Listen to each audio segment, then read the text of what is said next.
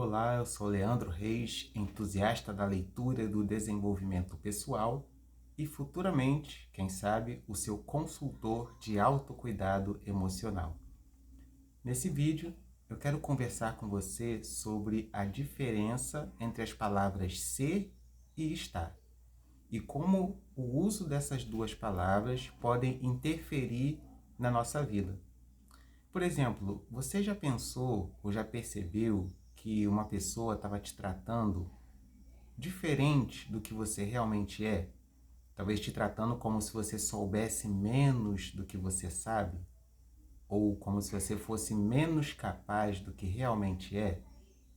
Pois bem, isso pode acontecer por vários motivos, mas um deles pode estar relacionado ao fato de você, em algum momento, ter se confundido no uso das palavras ser e estar. Nesse vídeo, nós vamos conceitualizar de uma forma breve o peso dessas duas palavras na nossa conversação. E depois a gente vai analisar como as pessoas geralmente nos tratam quando nós usamos essas palavras do jeito certo e como elas nos tratam quando nós usamos essa palavra do jeito errado. Se você já percebeu que esse vídeo vai te ajudar, é porque provavelmente ele poderia estar ajudando uma pessoa nesse exato momento também. Só que isso não vai acontecer se ela não souber da existência desse vídeo. Então, o que você acha de já dar um like nesse vídeo, compartilhar com algumas pessoas que você acha que vão gostar? Eu tenho certeza que você vai se sentir melhor se você fizer isso. Então, agora, vamos conceitualizar essas duas palavras, ser e estar? Dito de forma simples, a palavra ser tem a ver com característica. Então, quando eu digo que eu sou alguma coisa, eu estou falando de uma característica minha. Eu estou falando de algo que eu sou por muito tempo ou provavelmente vou continuar sendo para sempre, para o resto da vida. Já a palavra estar tem a ver com um estado. Então, quando a gente está em determinado estado, isso geralmente é algo passageiro, que pode mudar a qualquer momento. Vamos citar o exemplo do tema do vídeo. Podemos usar essas duas palavras com relação ao Sol. Por exemplo, podemos dizer que o Sol é uma estrela. Estamos falando aí de uma característica. O Sol nunca vai deixar de ser uma estrela. É o que ele é. Mas podemos dizer também que o Sol está quente. Isso tem a ver com um estado. Embora o Sol ele sempre seja quente, a nossa percepção da temperatura do Sol muda dependendo de vários fatores. Por exemplo, num dia encoberto ou nublado, nós vamos dizer talvez que o Sol não está tão quente assim, ou que o Sol estava mais quente num outro dia. E quando a gente para pensar que o estado de algo, às vezes, ele é conduzido pela percepção de quem está vendo ou percebendo esse algo, aí nós entendemos que precisamos tomar muito cuidado com o uso desses dois verbos, o ser e o estar. Então, vamos analisar agora o uso das palavras ser e estar em apenas duas situações. E isso já vai ser o suficiente para você aprender como usar da maneira certa essas palavras e também ver como isso é importante. Então, imagina que você finalmente conseguiu marcar um encontro com uma pessoa que você está interessado ou interessada nela, você quer impressionar. E aí, no meio da conversa com essa pessoa, você diz que é ansioso ou que é ansiosa. A menos que a outra pessoa ela tenha muito interesse de ir a fundo, perguntar mais sobre isso, num primeiro momento é provável que essa pessoa conclua ou que você sofre de algum transtorno de ansiedade generalizada, ou que você manifesta ansiedade além do normal com tudo na vida. Quando, na verdade, você apenas fica ansioso ou ansiosa com certas situações da vida, como acontece com todo mundo. Então veja, você pode ter colocado aí o amor da sua vida para correr só porque disse que é ansioso ou que é ansiosa, quando você poderia ter dito que às vezes fica ansioso ou ansiosa.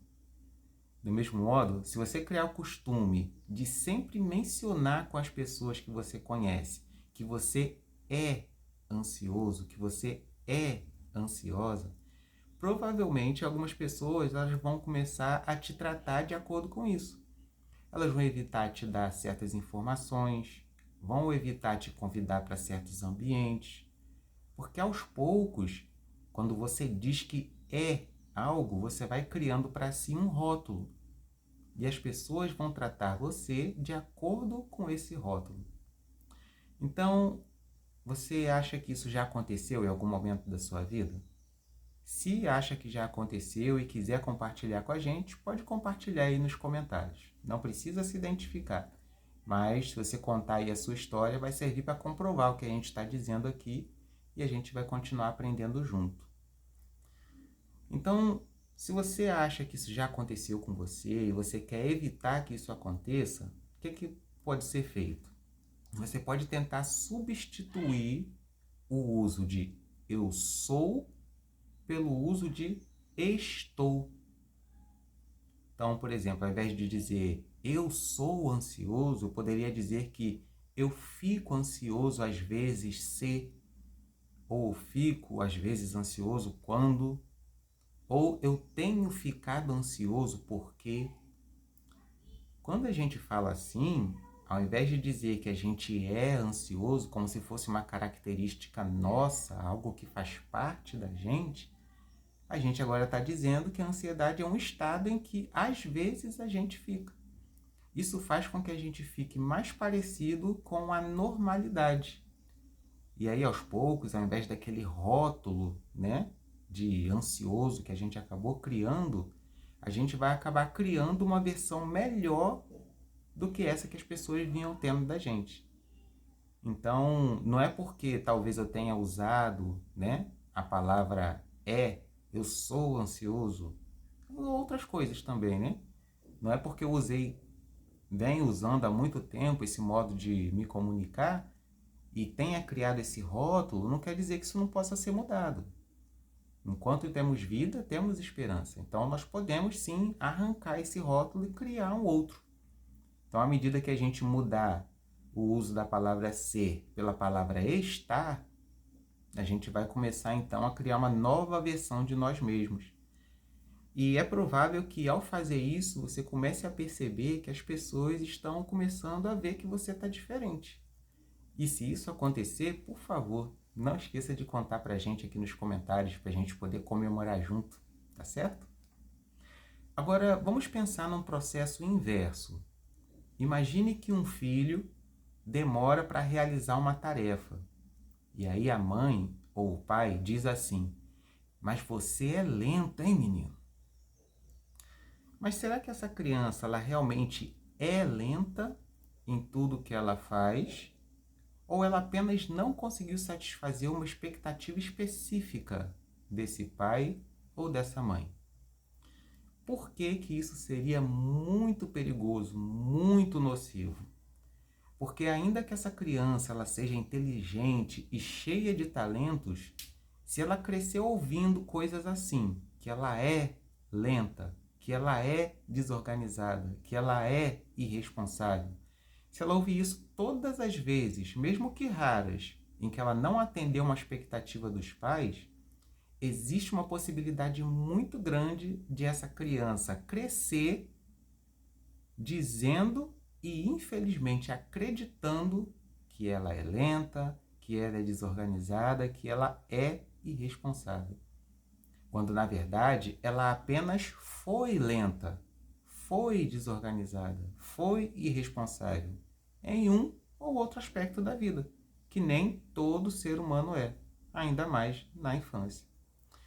Então, esse segundo exemplo, ele mostra para nós que o uso, ou melhor, o mau uso da palavra ser e estar, pode ter tido origem lá na nossa infância.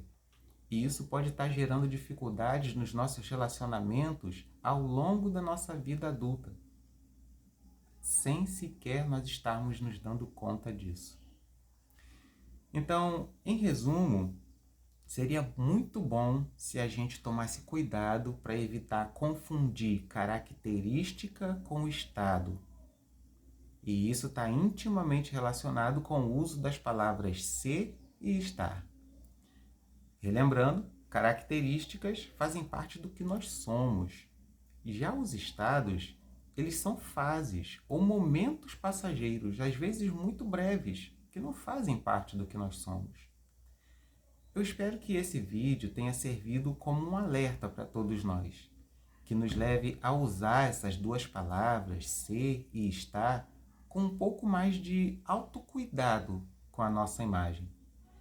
Porque o modo como a gente se apresenta às pessoas vai criar um rótulo, e esse rótulo vai afetar o modo como as pessoas nos tratam. E o modo como as pessoas nos tratam, a gente consegue perceber isso também. E aos poucos isso vai mexendo com o modo como nós nos sentimos a respeito de nós mesmos. Por último, eu queria que você pensasse na seguinte frase: viver é menos complicado quando a gente pratica o autocuidado. Você acha que essa frase faz sentido? Você acha que o que foi dito aqui nesse vídeo sobre as palavras ser e estar também faz sentido? Fique à vontade para expressar isso nos comentários. Para mim, é muito importante saber o que vocês estão achando. Sem mais, quero então dizer que foi um prazer conversar com vocês mais essa vez. Para todos vocês, um forte abraço e até o próximo vídeo.